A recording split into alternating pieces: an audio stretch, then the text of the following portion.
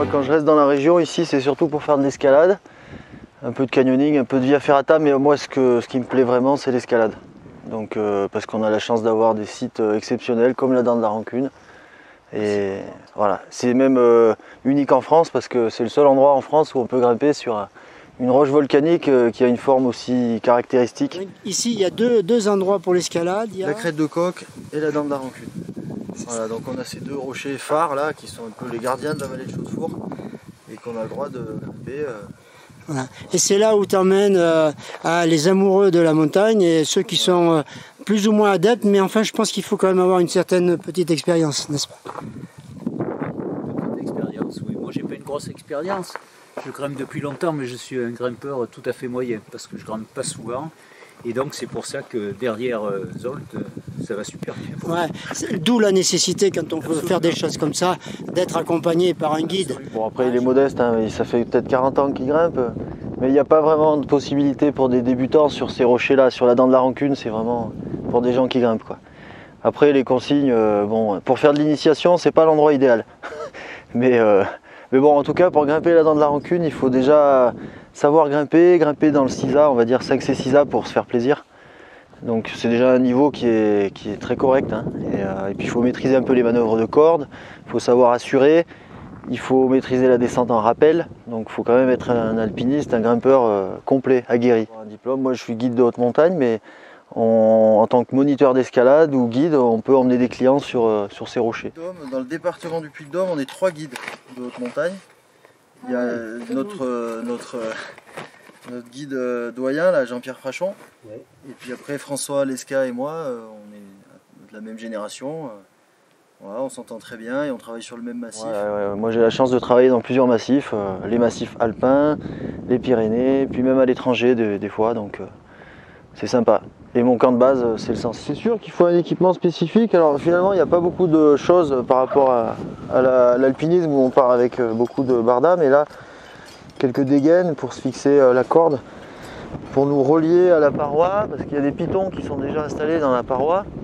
Alors c'est pas des pitons, c'est des broches scellées. C'est un équipement qui est fiable. Et on va y accrocher une dégaine. Et dans l'autre partie de la dégaine, on va passer la corde. Ce qui fait qu'on est assuré en cas de chute. Mais il y a quand même un engagement parce qu'à chaque fois qu'on met une dégaine, on s'engage au-dessus, donc on risque de chuter. Voilà. Mais après, il faut la corde, les chaussons, parce que voilà, les chaussons d'escalade, c'est indispensable à partir d'un certain niveau. Ouais. Et puis on utilise aussi de la magnésie, c'est une poudre, la même qu'utilisent les gymnastes, du carbonate de magnésium, qui va sécher un peu les mains et qui va nous permettre d'avoir une meilleure préhension sur les prises. C'est mon rôle, alors quand je suis en amateur c'est bien aussi, mais quand on est guide c'est vrai qu'on nous engage un peu pour ça et voilà, c'est... Oui. Pour moi le but c'est que tout le monde rentre entier à la maison et puis bon à côté moi je suis père de famille aussi donc je suis pas le foufou, hein, je me protège, je mets des dégaines, j'utilise la corde et... Voilà, et alors, le panel de personnes qui viennent, ça va de quel âge à quel âge? Bon, alors 50 ans, c'est ça? 71. Ouais. C'est 71 ans, il a la condition d'un mec de 50 ans, de la population normale, on va dire. D'accord. Mais alors, et à partir de quel âge tu peux prendre À partir de... Ça dépend, pour l'initiation, on peut commencer à partir de 5-6 ans. Mais pour la Dent de la Rancune, il faut bien avoir 12 ans. Là, sur des grandes voies comme ici, là, on peut prendre que 2 clients. Moi, je peux assurer qu'une ou 2 personnes à la fois. Par contre, quand on fait de l'escalade en initiation, sur une paroi de 20 mètres, là, je peux installer 4 cordes. Et puis, je peux facilement faire grimper une dizaine de personnes en même temps, en surveillant les nœuds, l'assurage. Voilà. Et quand on a 71 ans, eh ben, on peut faire les deux. Hein, la rancune et la crête de coq. Oui. Parce que ce matin on a fait la crête de coq et maintenant on va... Voilà, et tout va bien, impeccable. Je pense, oui. Enfin, ça se voit, hein, d'ailleurs. Hein. Hein? Bravo, hein, en tout cas. Hein. En tout cas, j'espère que je grimperai encore comme ça, moi. Les autres grimperont encore comme ça, c'est sûr. Ok, je suis prêt. Donc, tu as les 2 bouts de corde là, après. Oui, je mets encore maintenant après. Après. Ouais. Bon, tu verras le début, c'est une escalade. c'est technique, il faut vraiment prendre ton temps là. C'est comme au capucin, tu sais, ouais, tu réfléchis longtemps avant de bouger un pied, mais c'est juste sur les premiers mètres que c'est dur.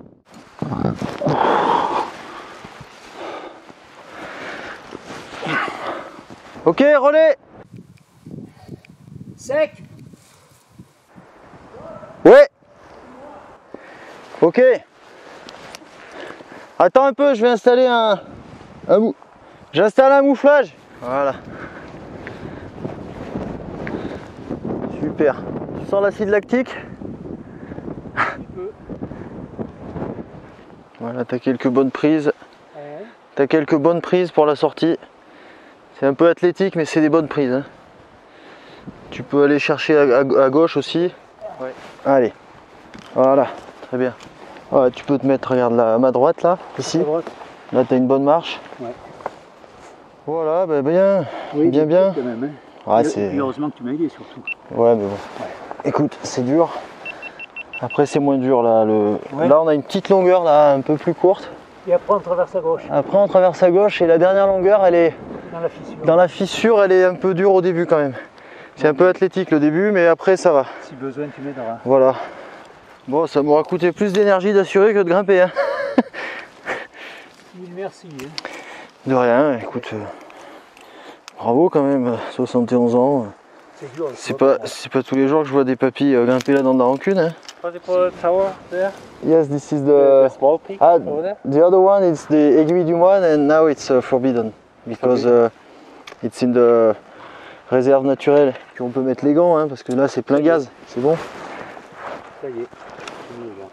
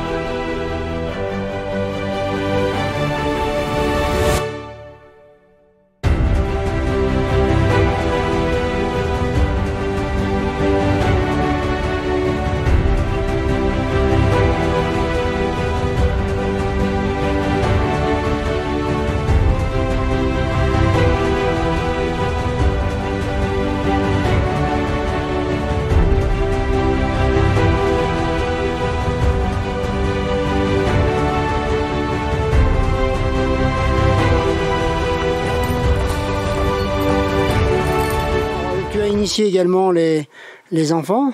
Ouais. Tous les papas, moi je leur ai appris ce que je sais faire et puis après on verra quand ils seront plus grands s'ils veulent continuer. Ils décideront. En tout cas là ils sont bien mordus. Là ils sont bien mordus, ils ont 7 ans et 9 ans et on a construit un petit mur d'escalade à la maison, ils s'entraînent.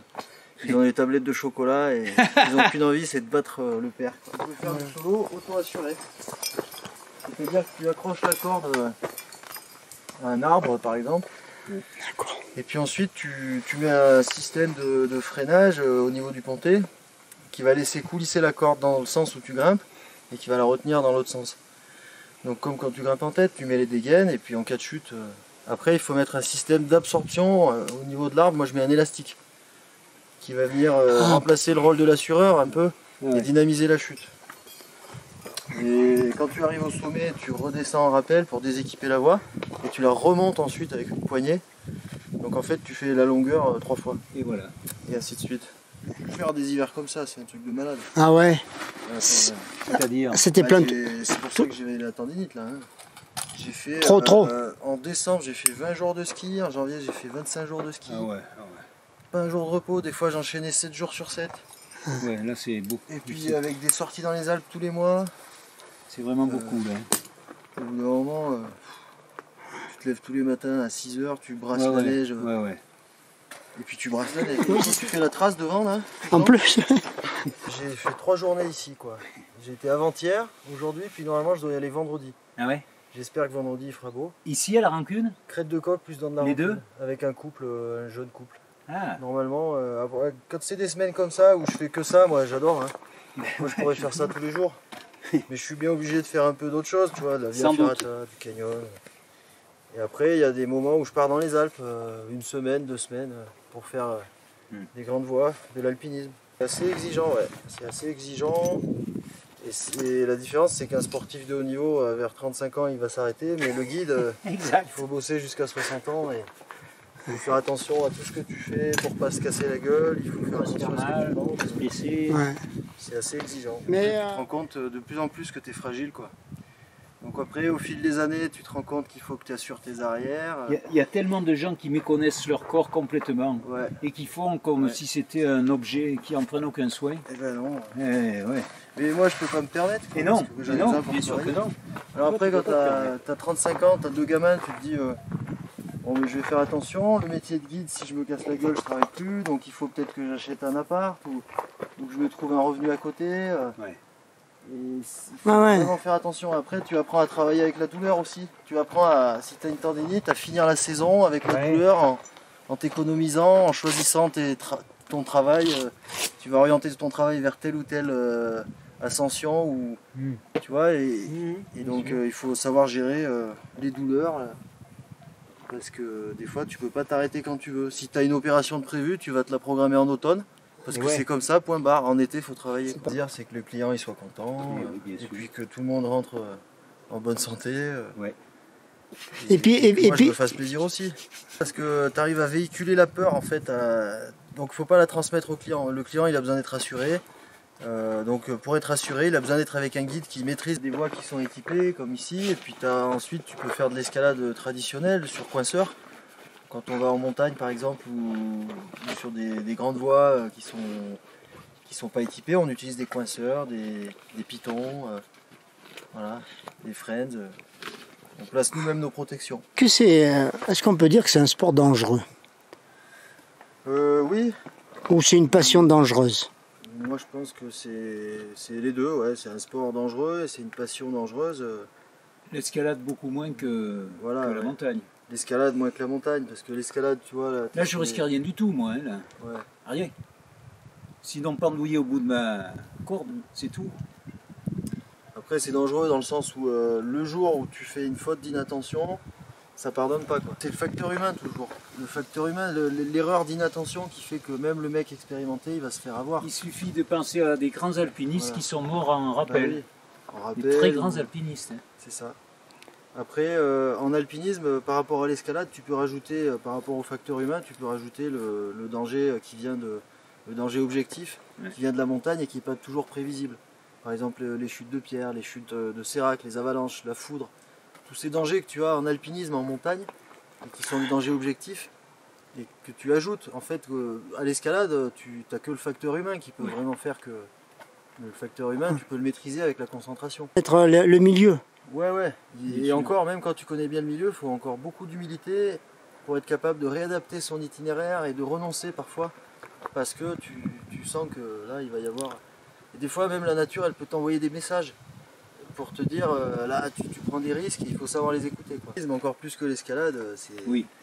Tu regardes également son comportement et tout, il peut y avoir panique et des trucs comme ça, non? Ouais, il faut être attentif au client parce que des fois, lui aussi, il envoie des signaux, il faut savoir les écouter, quoi. Oui. Alors, ce qui est difficile quand tu es jeune guide, par exemple, c'est que toi, tu as envie d'emmener, tu crois que le client, ça va lui faire plaisir d'aller au sommet, tu as envie de l'emmener faire telle voie, alors qu'en fait, lui, pour être dans sa zone de confort, eh ben, il voudrait faire quelque chose un peu en dessous. Ouais.